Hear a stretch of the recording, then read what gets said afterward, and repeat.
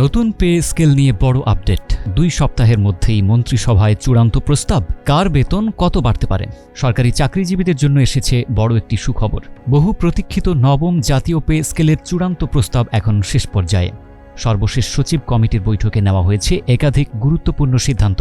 আর সবকিছু ঠিক থাকলে আগামী 2 সপ্তাহের মধ্যেই এই প্রস্তাব উঠতে পারে মন্ত্রিসভার বৈঠকে। কিন্তু প্রশ্ন হলো, কবে থেকে কার্যকর হতে পারে নতুন পে স্কেল?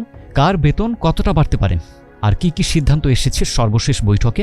চলুন বিস্তারিত জেনে নেওয়া যাক। গত 6 জুলাই মন্ত্রিপরিষদ সচিব নাসিমুল গনির সভাপতিত্বে অনুষ্ঠিত হয় সচিব কমিটির গুরুত্বপূর্ণ বৈঠক। সেখানে নতুন বেতন কাঠামো, ভাতা, বাস্তবায়ন প্রক্রিয়া এবং পরবর্তী প্রশাসনিক ধাপ নিয়ে বিস্তারিত আলোচনা করা হয়। জানা গেছে, এবার সব গ্রেডের সমান হারে বেতন বাড়বে না, বরং নিম্ন গ্রেডের সরকারি কর্মকর্তা কর্মচারীদের মূল বেতন তুলনামূলক বেশি হারে বাড়ানোর সুপারিশ করা হচ্ছে। আগের কমিশনের সুপারিশ অনুযায়ী কিছু ক্ষেত্রে মূল বেতন সর্বোচ্চ 100% পর্যন্ত বাড়তে পারে বলেও আলোচনা হয়েছে।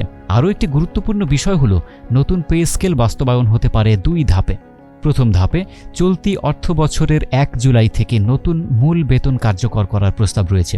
এরপর দ্বিতীয় ধাপে আগামী অর্থ বছরের 1 জুলাই থেকে নতুন হারে বিভিন্ন ভাতা ও অন্যান্য আর্থিক সুবিধা কার্যকর করার পরিকল্পনা করা হয়েছে। তবে এসব কার্যকর হওয়ার আগে রয়েছে আরও কয়েকটি গুরুত্বপূর্ণ ধাপ। প্রথমে সচিব কমিটির চূড়ান্ত প্রতিবেদন যাবে মন্ত্রিসভায়। সেখানে প্রয়োজন হলে সংশোধন করা হবে।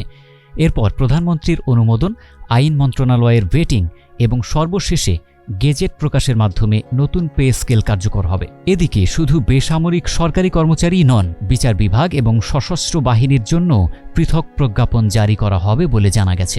কমিটির সূত্র বলছে, নতুন পে স্কেল বাস্তবায়নে কোনো তাড়াহুড়ো করা হবে না। প্রতিটি প্রস্তাবের আর্থিক প্রভাব, সরকারের সক্ষমতা এবং আইনগত বিষয় ভালোভাবে যাচাই করেই চূড়ান্ত সিদ্ধান্ত নেওয়া হবে।